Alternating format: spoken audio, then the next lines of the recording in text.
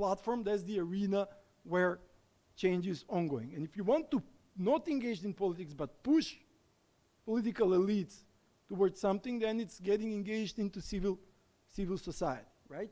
There are some bright examples in the region from the past 10 to 15 years where massive engagement in social movements can really at least introduce some change, or I don't know, put pressure on the older political elites to correct their behavior, right? And to introduce more engageful politics. But I have a problem, and I experienced that as a professor, obviously working with young people, with students, is that young people in the Western Balkans are less and less ambitious. I can see that they lack ambition. So as civil society enthusiasts, as you are, I guess, in youth councils, I would say that it's key to work with high school students, with young university students, to advocate more engagement and not just hanging on social networks and doing nothing. Thank you. So before we proceed to the next question, I would only like to have a very kind reminder that always should wear our masks where we are inside. So please, the ones that you don't have a mask, please put it on. So do we have another question? Yes.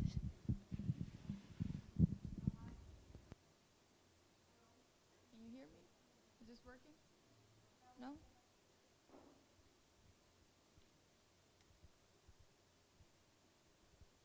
Okay, so now, should I yell a little? Okay, so I'm Stacy Sousa, and I come from Albania.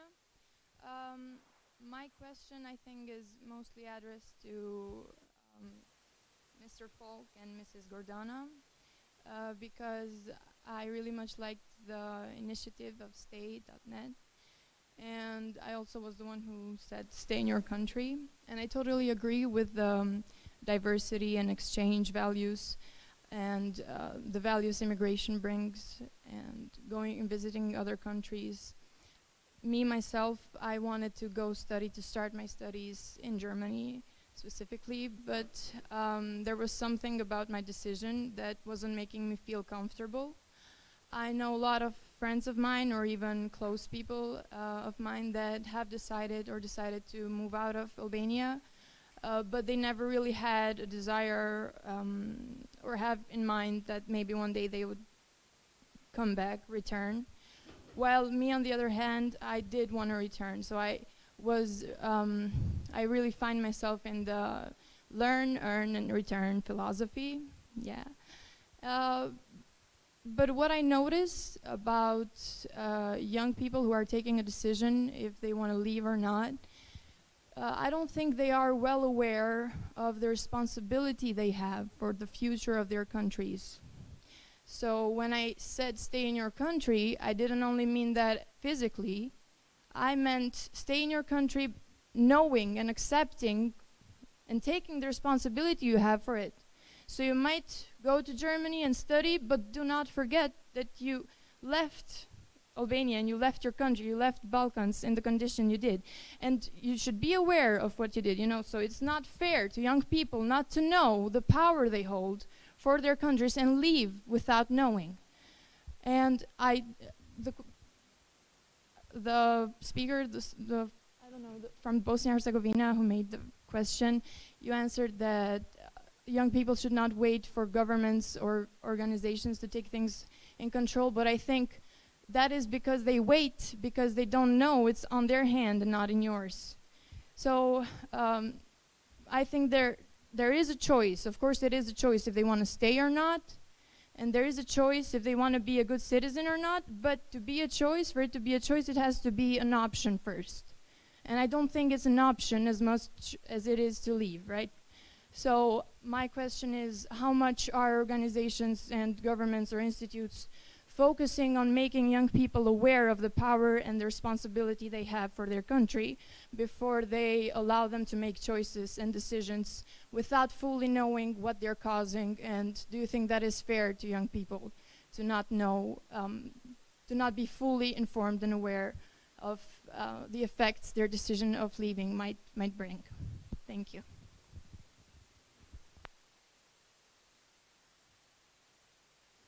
It's a very good question, but I'm not sure if we can answer this one. You would probably have to ask the decision makers themselves. I mean, what we are proposing with StayNet is actually a platform which empowers young people to take the decision with the support of the government or without, and then taking the decision and then maybe also providing options once you took the decision. Like in your case, you went to Germany and you are there, and you haven't forgotten your country, you came back. Maybe there are some people working in Germany. Let's have the typical, one of the examples, person there working, family here, really liking the fact that this person works in Germany and expecting maybe some returns from Germany. And then maybe once a year they come and visit, and there's a big party, and then a false image of Germany is maybe projected. Sometimes those people, they have no way back, or they don't know how to get out of this vicious circle. They're there, but there's no option of coming back. What we are trying to do is to portray a realistic image of Germany and to provide options for those who took the decisions to go there, to take their responsibility, as you said, to come back. Sometimes people don't even know how to exercise or to implement their responsibility. We want to provide options for this, because there's a desire, as you have for your country, those people probably also have, but sometimes there is no option because expectations in the home countries are too high, or false even. And we somehow want to be present at any part of this migration circle. We want to combine efforts so people have choices. And what we are proposing is that people take decisions, and once they, maybe sometimes you take the wrong decision, which might happen, but you need to have an option to correct that. And people should feel options and to have options. I know sometimes it's not that easy, because of financial issues and so on, pressure. But maybe we can provide a few more options, and then I think we have done something good. Thanks. And with our initiative, we are targeting different groups, like, for example, students, parents, NGOs, and decision makers. And we have also a program for decision makers, and we are giving them insights in the institution in Germany, so they know how the things are going there, and they can implement maybe something here. So they can make better decisions for the countries in the region.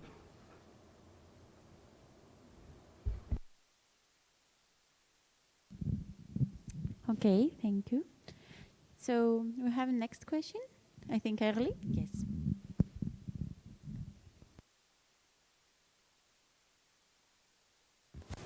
Can you hear me now? Okay, great. So my name is Egli. I'm from Greece, and I happen to be lucky enough to work in the civil society sector for approximately a year now in Greece. And I just wanted to have an additional comment on what the other commenter said about if we have an option and if we have the choice as young people in the Balkans to be engaged with the civil society. And I just wanted to say that first, before we expect too much of the youth, we have to inspire vision. Because the truth is that we have built a culture of apathetic young people towards local policies, towards engagement, and now we're expecting of them to be the change. So actually, we could start by being a little more open to our options regarding which are the focuses of the civil society, and be much more not only inclusive but also interdisciplinary, so as the civil society not to be a product of elite political scientists or professionals, and inspire vision to people and youth who actually don't have the tools to have access to education or access to critical thinking, so they can think of Euroscepticism and integration.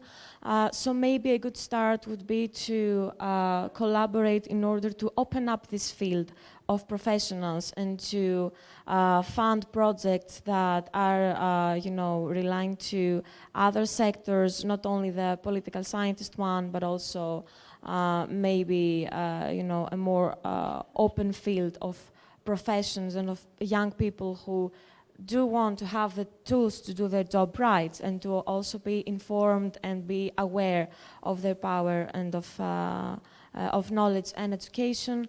But first we have to find a way in order to include them as well, socially. So maybe a good start would be to open up the civil society sector a little bit more and have some grant schemes or fund schemes for people who actually are invisible because they don't have the privilege to invest their time, energy and money in order to do what we 70 participants here do. Thank you.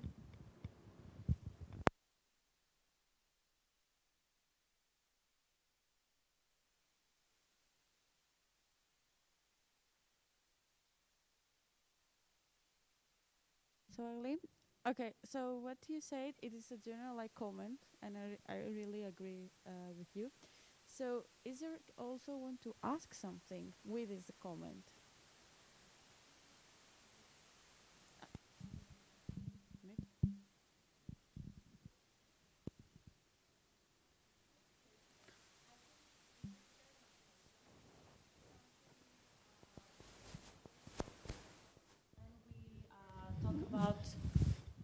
When we talk about projects that we want to run, we talk about youth people being engaged, and it could be a personal question to each and every one of us. How do we think of the civil society sector and who do we want to include before we give the pass to and the opportunity to be the change? So yeah, it was more of a comment, but of course it could be an open discussion as well. Okay.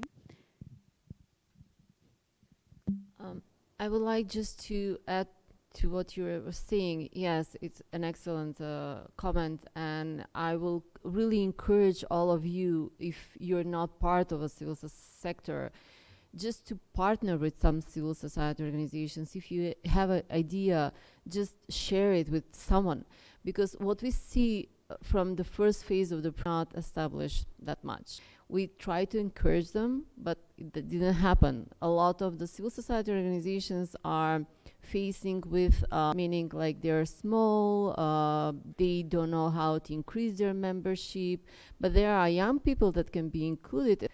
They rather they're striving for something higher, they would like to get a really good job, or they would like to work in the administration, but there is opportunity for them to get engaged first in the civil sector and get experience from there, which they're not using.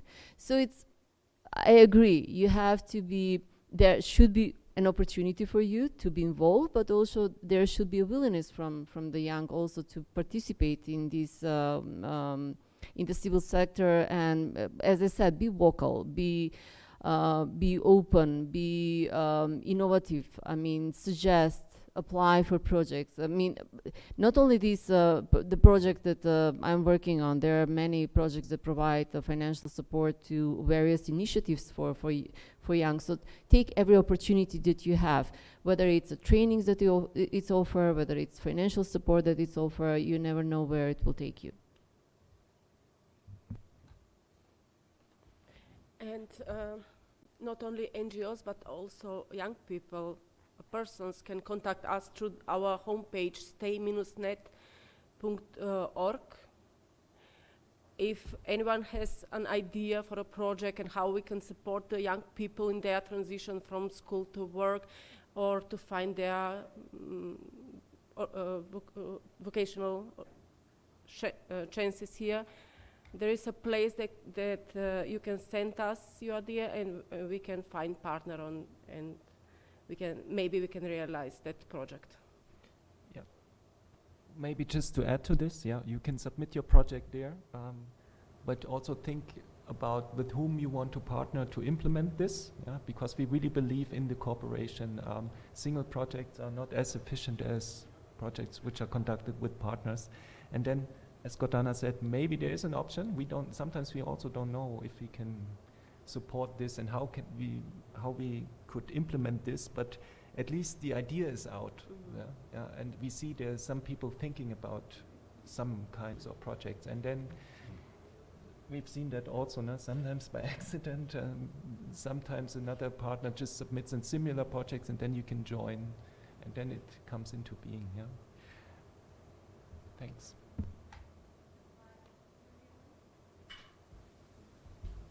Can you hear? Oh, sorry. So I am Jerta Beri. Just wanted to be with the professor that said that young people are less from Kosovo, and I think that I am a very ambitious person, like the most of the young people in my country. But the issue is that the EU doesn't treat us equally as the young people from the other countries out of our countries, even though we fulfill all the criteria about the visa. But every time we want to raise our voice, we ended up with a political thing. So what can we do about that? Thank you.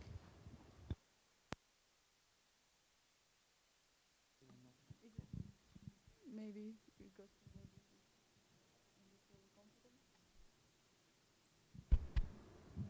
Okay, I didn't say that all young people are not ambitious, but just speaking from my own personal experience in dealing with young people, that I don't know, major chunks of the young population are somehow passive. At least that's my own personal experience. Not to say that the young population in the Balkans is not in general proactive, or they are not capable to inflict any major change in society.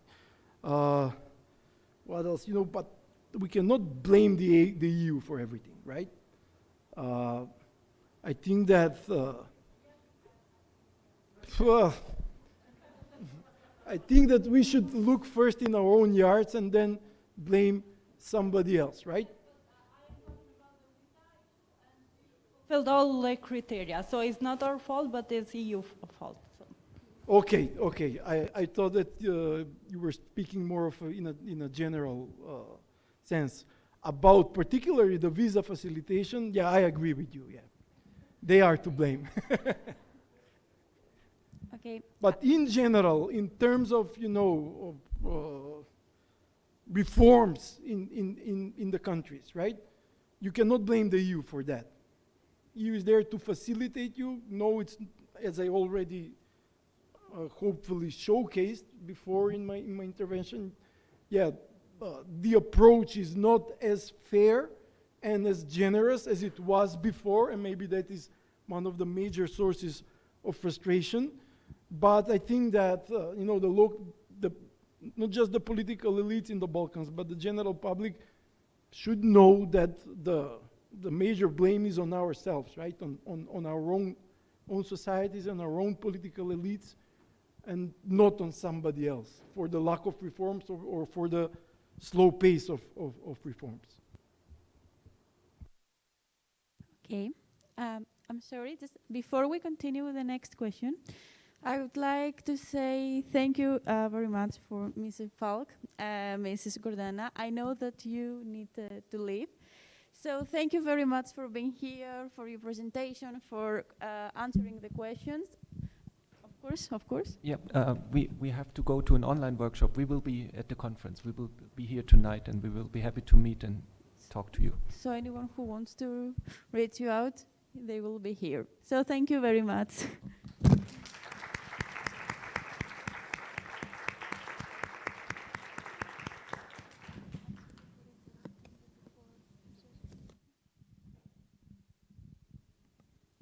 Okay, yes, of course.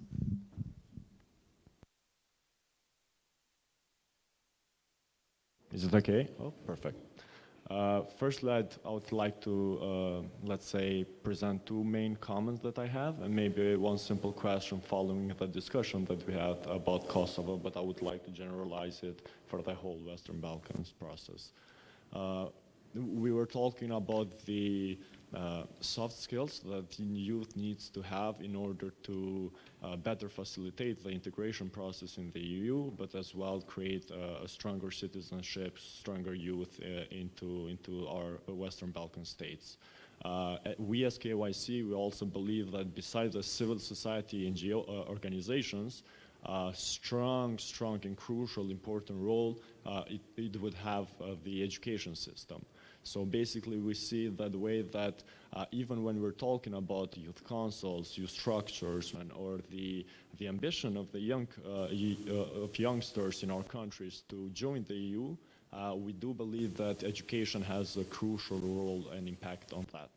Coming from Kosovo, we know that unfortunately we not necessarily we put enough we do not stress it enough, this important case of EU integration, and we do not mention it enough in our schools. So basically it's mainly the civil society sector that provides information regarding this process. And yet, on the other hand, we do not prepare our students, our youngsters in schools with soft skills as in critical thinking, as in cooperation, and of course conflict management. All right. So one of my main comments would be that besides the civil society sector in our six Western Balkans, it is very important that that is followed up with an educational reform that puts or stresses the importance of EU and soft skills to the students. Secondly, even though I'm from Kosovo as well, I do believe the same way the professor said regarding the ambitions of the youngsters, or let's say all of the citizens in new states, but also in Western Balkans, that they're going lower and lower during the time. We can see that during the Brexit as well, there was some media coverage talking with citizens in several states, and they were showing the lack of ambitions that they have regarding the EU overall. But then when we're talking about the Western Balkans that aren't yet part of it, it was also a strong argument to, okay, let's get back and see if we really want to do this, right? In the other hand, we have lots of youngsters that don't know about the process. They just don't have the information, right? So we believe as well that the ambitions of the youngsters, it is very well connected to the other statistic that it was presented to us yesterday, that only, so I'm not wrong, I should check, it was only 32 or 6% of the youngsters that wanted to know more about policies, and they want to get involved into politics, if we can say it like that. So yeah, 26% of our youth in Western Balkans, they just don't care about politics, and 30% of them, they just don't want to talk about politics. So I guess the ambitions rate of our youngsters is very well connected to this. And lastly, my question would be regarding the EU integration process of Western Balkans. When we see other states, or we take practices of other state EU members, already EU members now, and we compare it to the Western Balkans process, is there such a thing as double standards? Thank you.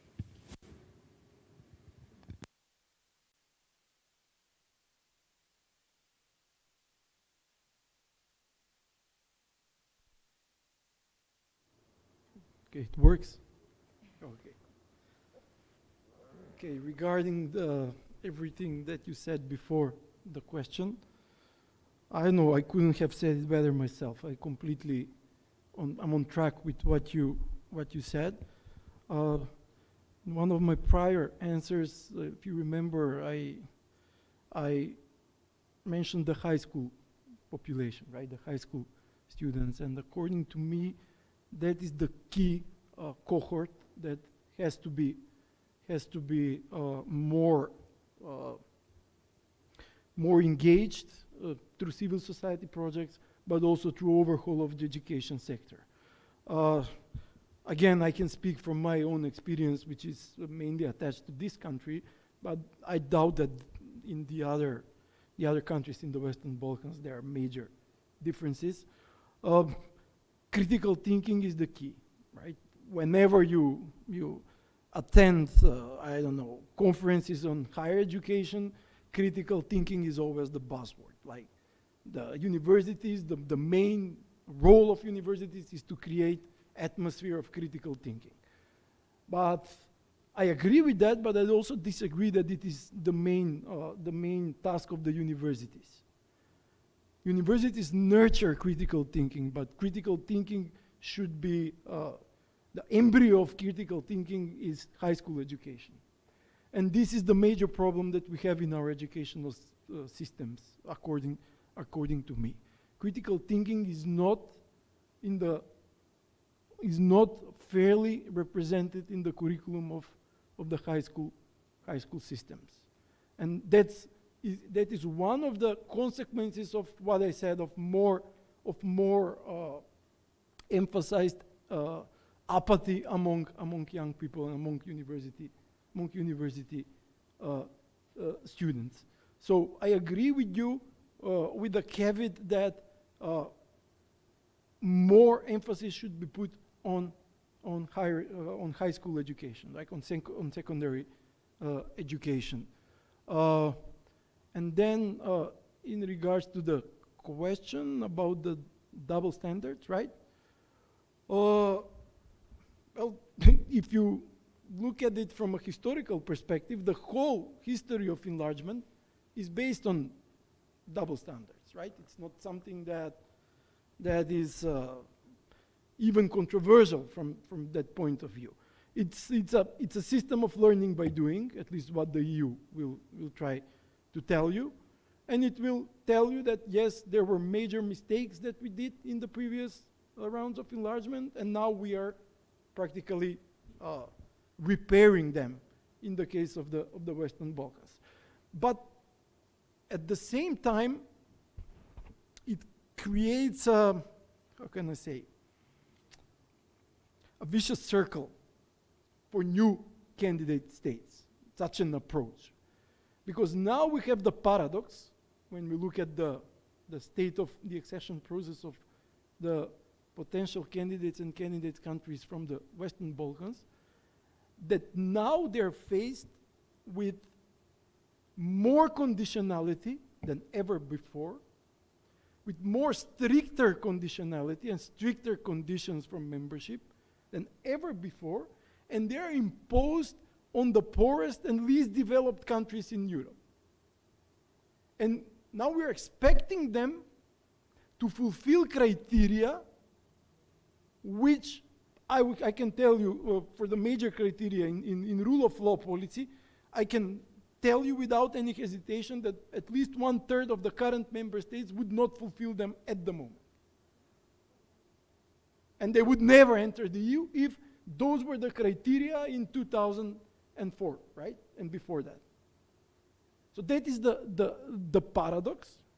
But there is a lot of politics into this. That's why I said the credibility of the process is the most important thing. And it's not just the whole approach, but it's also the approach of certain member states which are hiding behind this idea, right, of stricter conditions, but they are supporting it so that they will delay the enlargement. Because there is still enlargement fatigue, and within the EU, there is not a lot of support for that. And we should be, in the Western Balkans, finally aware of that. And we should face it, we should face the reality. I will just tell you an example, and we'll finish with that. About, somebody said the first speaker was very depressive, but as an academic, I have to be objective and not, and not try to act as a politician. If you follow the news, in the past 3 days, there was a tour around the Western Balkans, of the EU commissioner, of the president of the commission, right? Accompanied with the commissioner for enlargement, encouraging the Western Balkans that everything is okay, that we are still on track, that things will be resolved. And the irony is that at the same time, a bombshell article was published by Reuters, where it quoted a non-paper and anonymous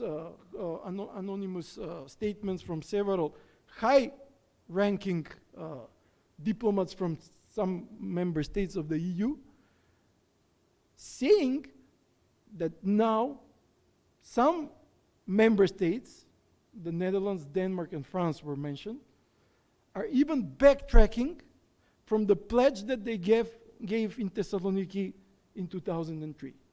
So now no longer the idea that yes, that membership in the EU is guaranteed for the Western Balkans, that you are candidate countries, and it's a, that worn out saying it's not a matter of if, but a matter of when. That's no longer on the table as well. And as I said, we should face the reality, right? And see what we can do forward with that. There's nothing wrong with the acquis, there's nothing wrong with the general framework, right? But what is lacking is a political push. And it's a dire reality, but we have to face it, right? Not try to get behind it, like to get away from it. Thank you.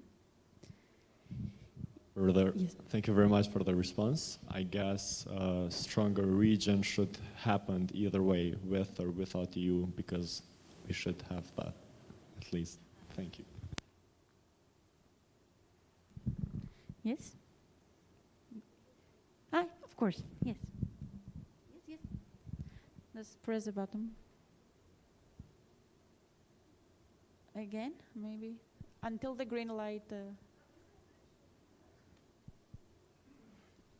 you hear me? No. No.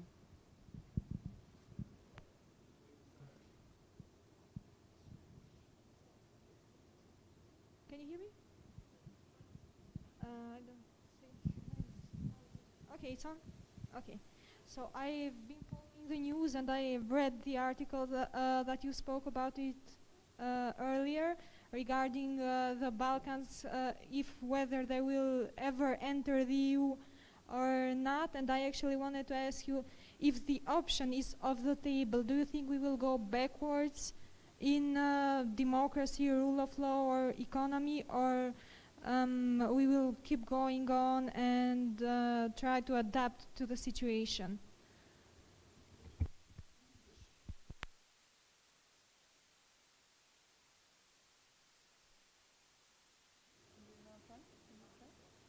Now? Okay. I think it's a short-term versus mid-term issue.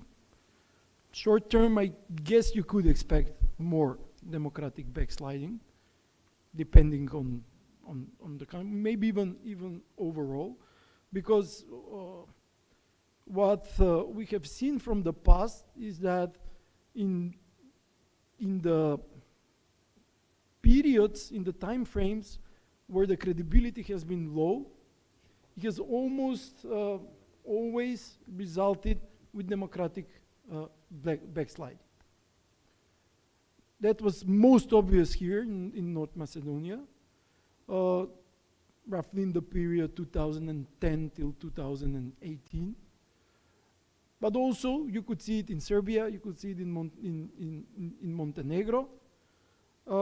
And if the status quo remains without that particular political push that I was speaking about, on a short-term basis, yes. But on a mid-term and long-term basis, I don't think that will remain as such, because most probably there will be changes in the EU as well. We are constantly forgetting the role of other third parties, which are very, very active in the Balkans.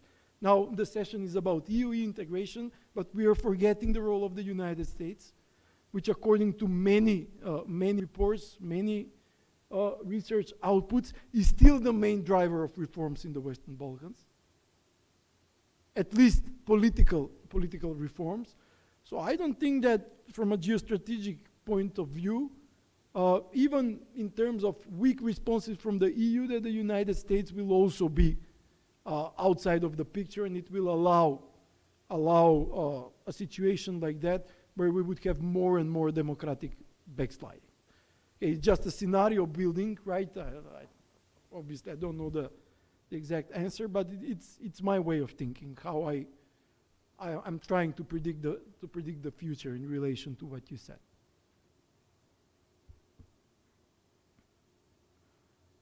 Thank you. Do I have a next question? Yes? Okay.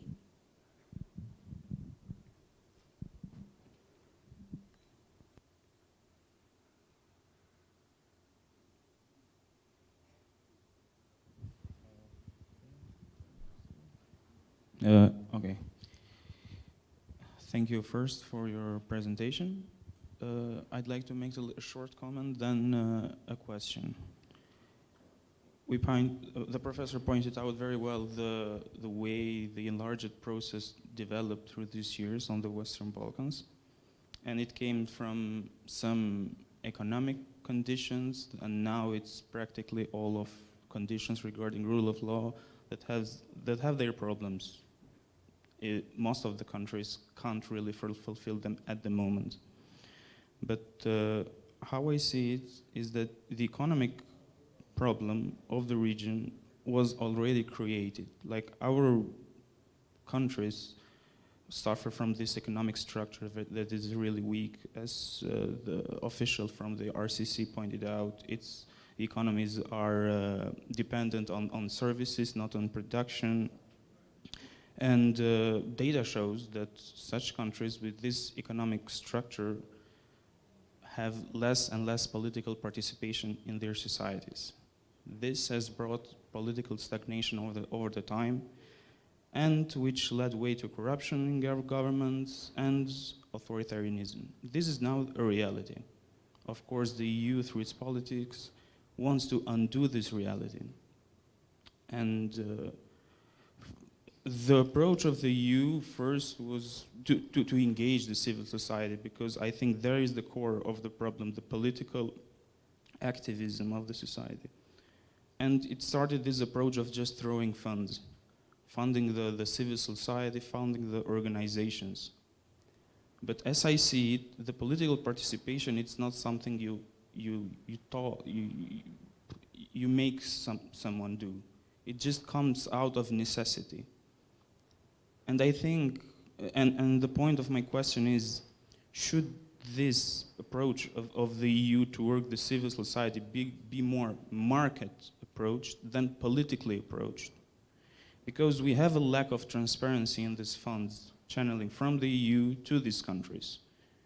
And we don't see a lot of political participation, because the reality is already there.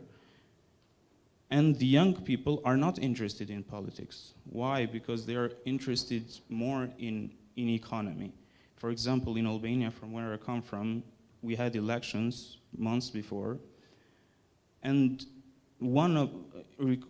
according to the data and to the polls, the main thing they were interested was the economy and the corruption. And the integration in the EU was like 9th or 10th on the cases.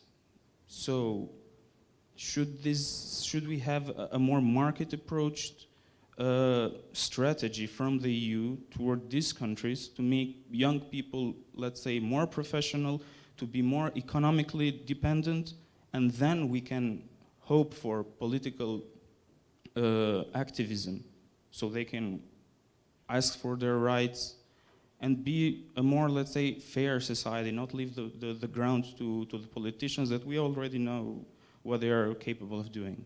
Thank you.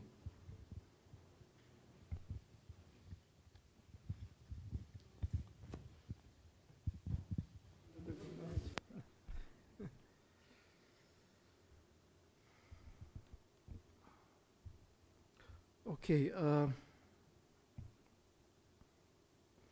Okay. Economic integration was never perceived as political integration. Only that political integration and political conditionality has always been more, how can I say, more in the public debate. So if you look at the whole approach of conditionality, the economic criteria are as equally important as the political criteria. And if you look at the reports of the European Commission, you will see that it even devotes much more time to that rather than to the political criteria. It's usually that the economic criteria are more emphasized when you are getting closer to membership rather than at the beginning.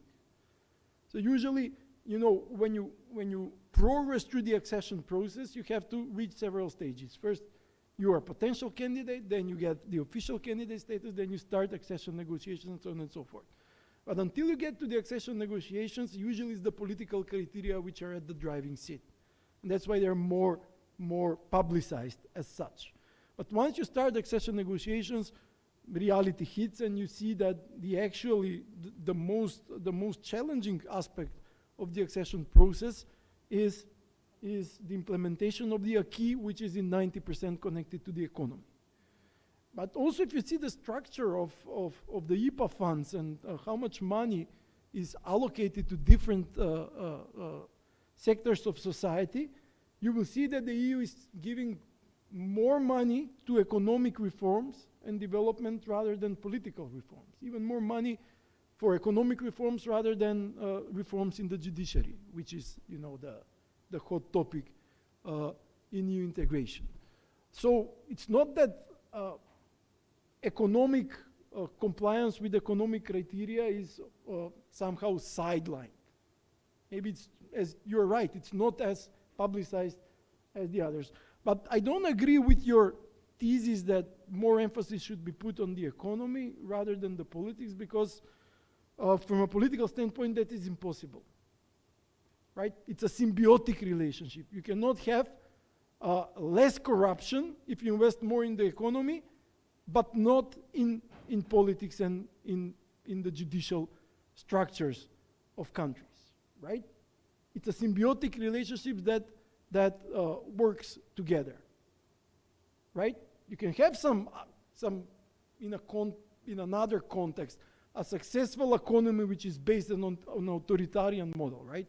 So-called authoritarian capitalism, which is promoted by countries like China, right? But that is a completely different setup in the economy, which is based on resources and not based on competition, as it is in small countries like in the Western Balkans. So it's not a race, right? It's a two-track process that has to be in a symbiotic relationship. Otherwise, I don't know, the economy is not going to flourish without accountability on the political side and without a reformed judiciary which is actually working.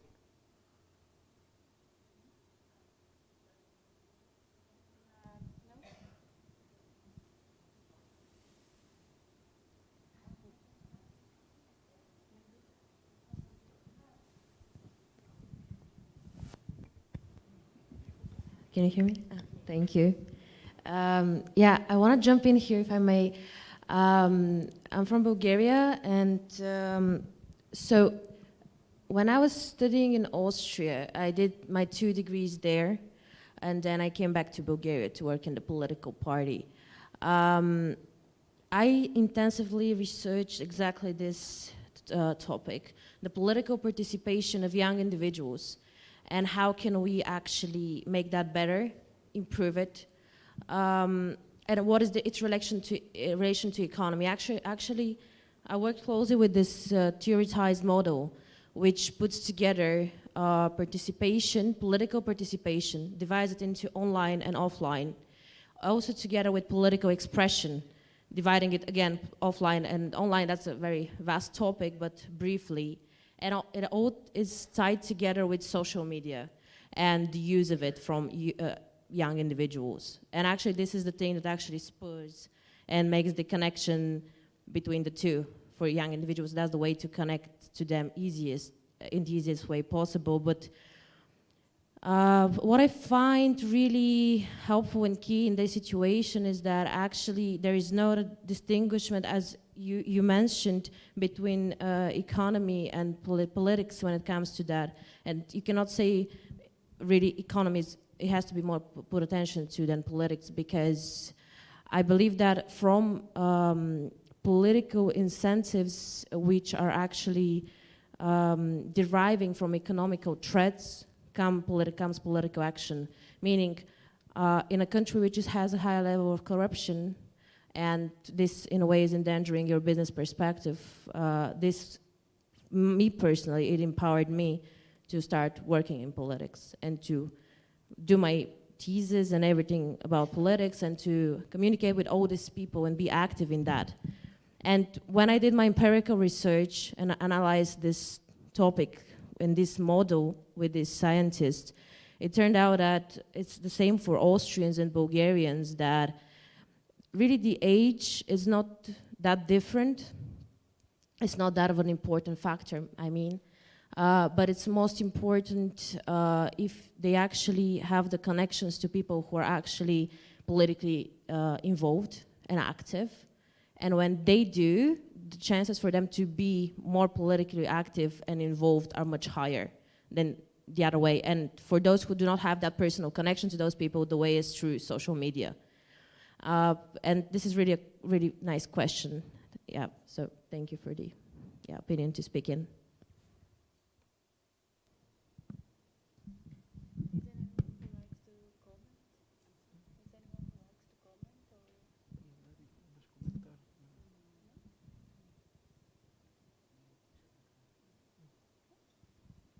Maybe I can just add something.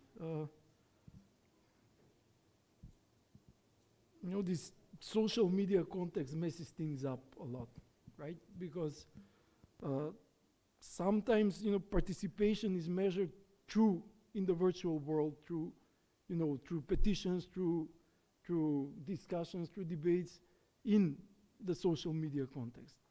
But in many cases, initiatives do not get out of there.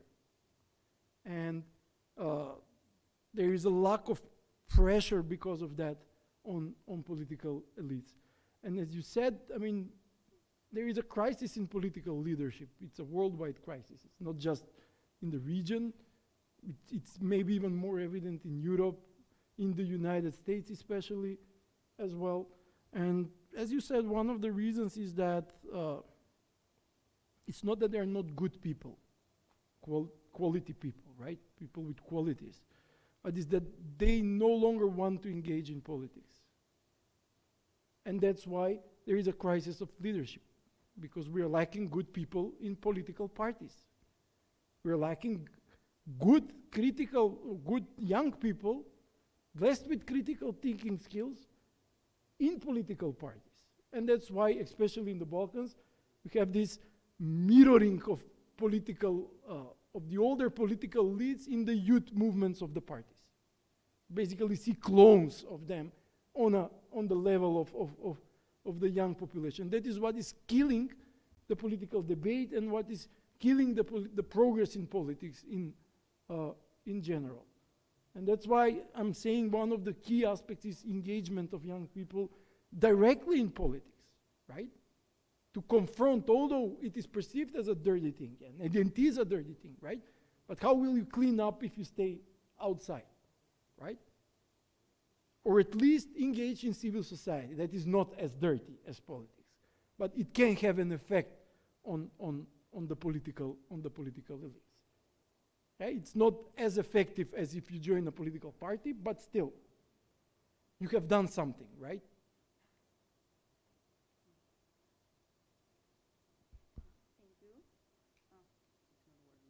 Thank you.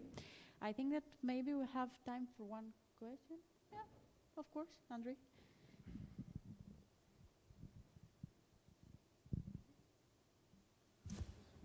Can you? Okay.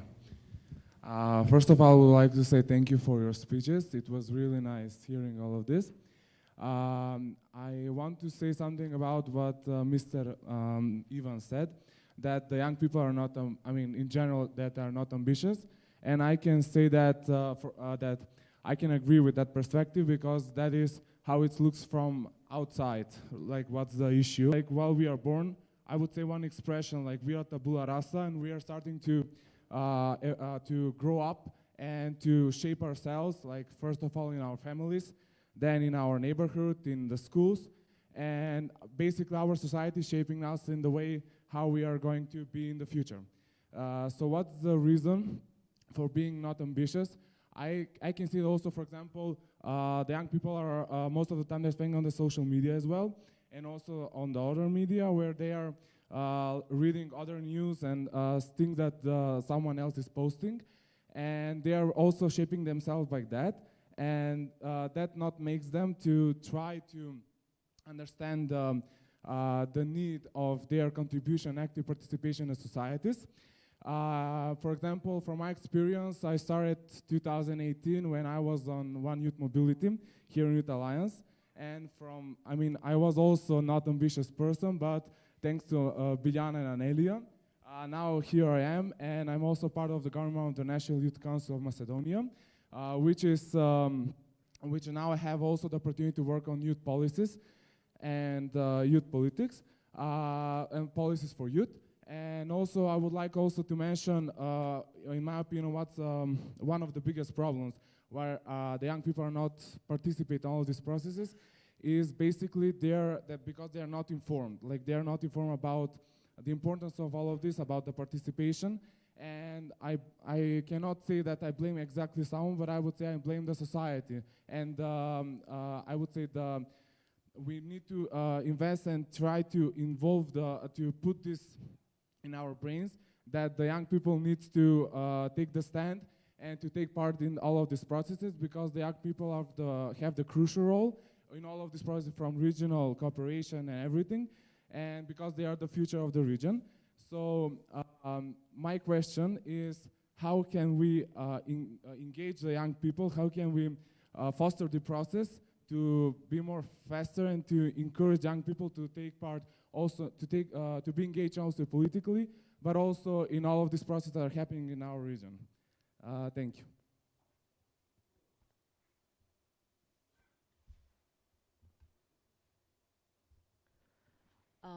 Okay, shortly, I agree with you. I mean, social activism is kind of in a rise, and people tend to, be quite vocal on the social platforms, but rather when actions are needed, they're kind of lacking.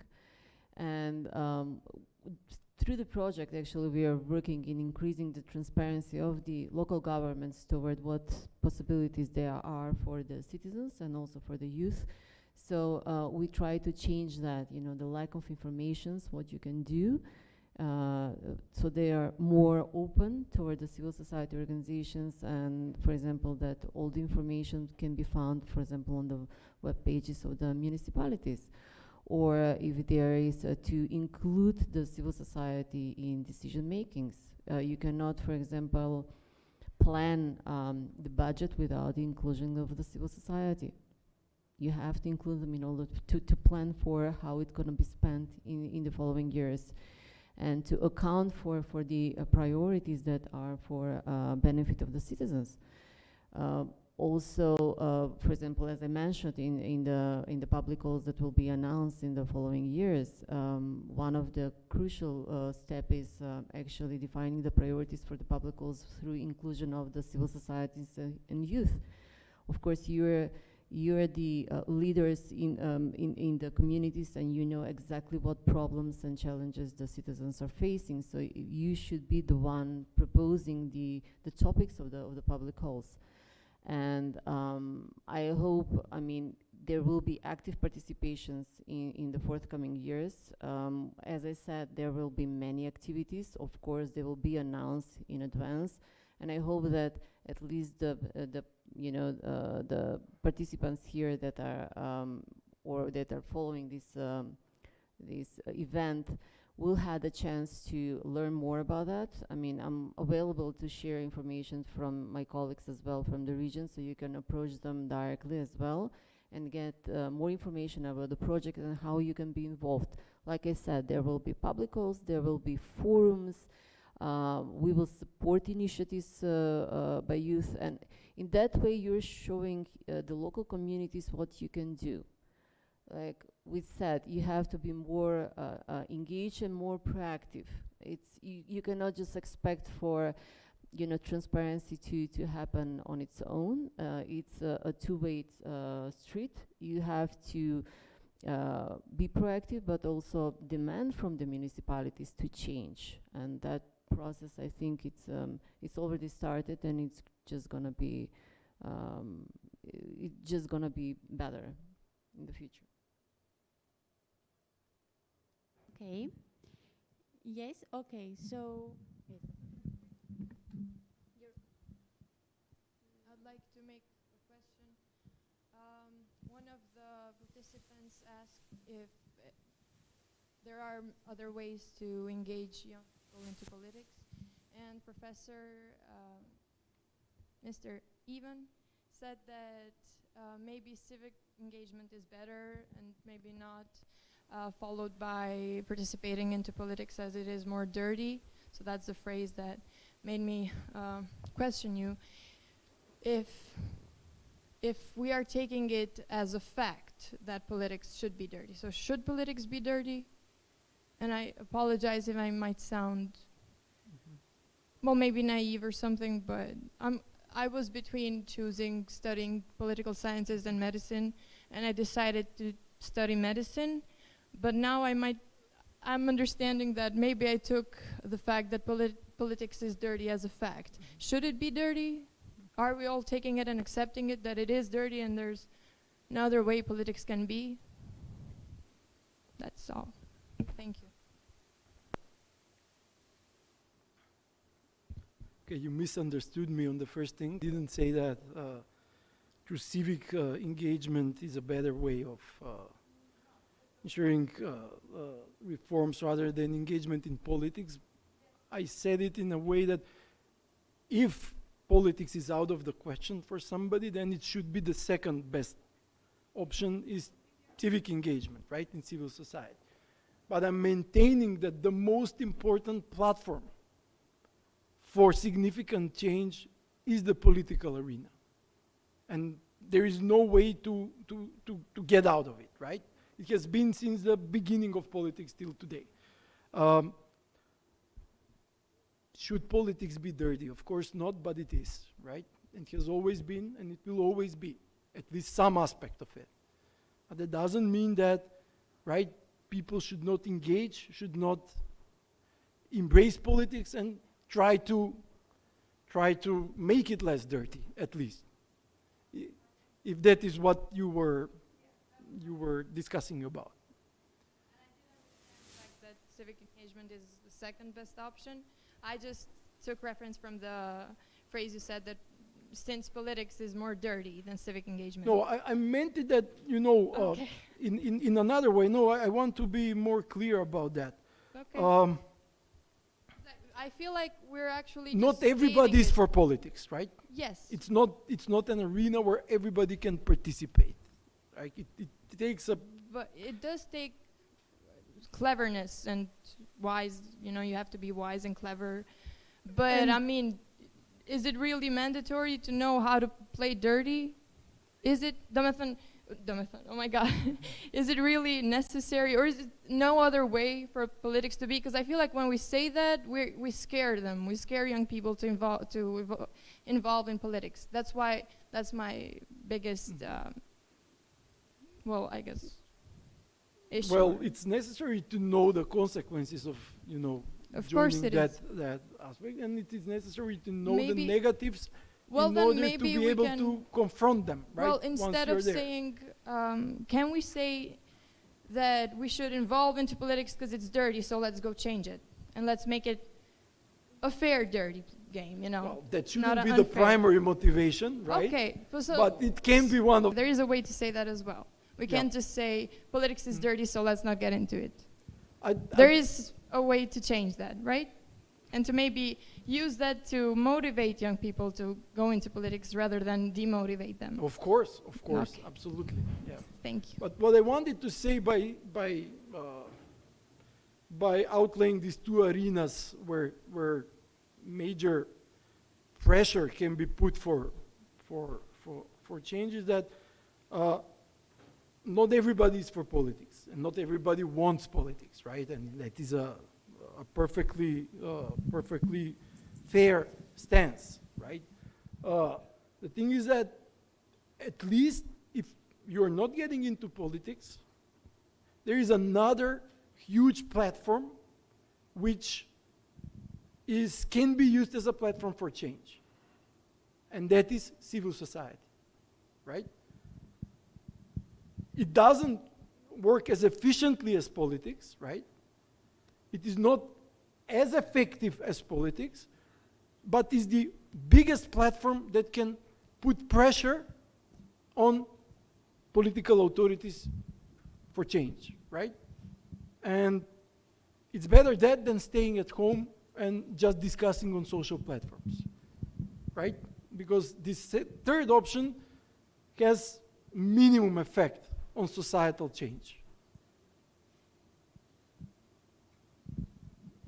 Okay, thank you. So I think that we came to an end. So I would like to thank, of course, again, Mr. Damianowski and Mrs. Georgievska, and of course, Mrs. Balazit, who right now isn't with us. So thank you very much for being here, for your speeches, for answering the questions, for discussing. And I think, are you going to stay as long as you are here also? They can come, they can ask you, they can discuss with you, of course. So thank you again, and thank all of you that you were active and you were asking questions. So yes, thank you again.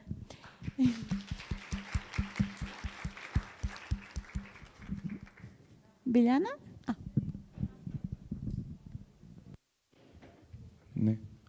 Okay, thank you. And before leaving, just a few practical announcements. From just a sec. Now it's 12:40, so up to 1:10, you have a coffee break.